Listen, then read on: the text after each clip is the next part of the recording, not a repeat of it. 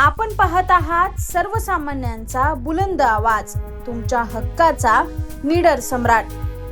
संपादक दीपक आढाव. मुंबई पूर्व उपनगरातील विक्रोळी येथे बापलेकाची हत्या झाल्याचा खळबळजनक प्रकार समोर आला आहे. धक्कादायक बाब म्हणजे सख्या भावानेच मोठा भाऊ आणि पुतण्याचा खून केल्याचा आरोप आहे. पहाटेच्या सुमारास मोठ्या आवाजात गाणी लावण्यावरून झालेल्या भांडणाचं पर्यवसान चाकू हल्ल्यात झाले. पिता आणि मोठा मुलगा यांचा उपचारादरम्यान मृत्यू झाला, तर आई आणि धाकटा मुलगा जखमी आहे. या घटनेने विक्रोळी परिसरात एकच खळबळ उडाली आहे. गुरुवारी 6 ऑगस्ट रोजी पहाटेच्या सुमारास पार्क साइड पोलीस ठाण्याच्या हद्दीतील विक्रोळी पश्चिम येथील राहुल नगरमध्ये प्राणघातक चाकू हल्ला झाला. यामध्ये सुनील विश्वकर्मा आणि त्यांचा मुलगा श्लोक विश्वकर्मा हे गंभीर जखमी झाले होते.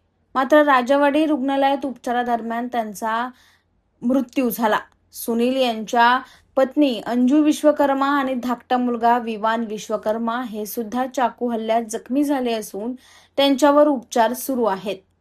प्राथमिक तपासानुसार एकाच कुटुंबातील 3 भावांमध्ये वाद होऊन दोघांनी एका भावाच्या अख्ख्या कुटुंबावर धारदार शस्त्राने वार केले. मयत सुनील यांनी पहाटेच्या सुमारास मोठ्या आवाजात गाणी लावली होती. यावर आक्षेप घेतल्यानंतर कुटुंबातील सदस्यांमध्ये बाचाबाची झाली. मात्र शाब्दिक भांडणातून सुरू झालेल्या घटनेने क्षणात गंभीर रूप घेतलं. हल्ल्यादरम्यान कुटुंबातील सदस्यांवर मुठीने, लाथांनी आणि चाकूने हल्ला करण्यात आला. सुरेंद्र विश्वकर्मा आणि सूरज विश्वकर्मा या दोघा आरोपींना पार्कसाइड पोलिसांनी ताब्यात घेतलं आहे.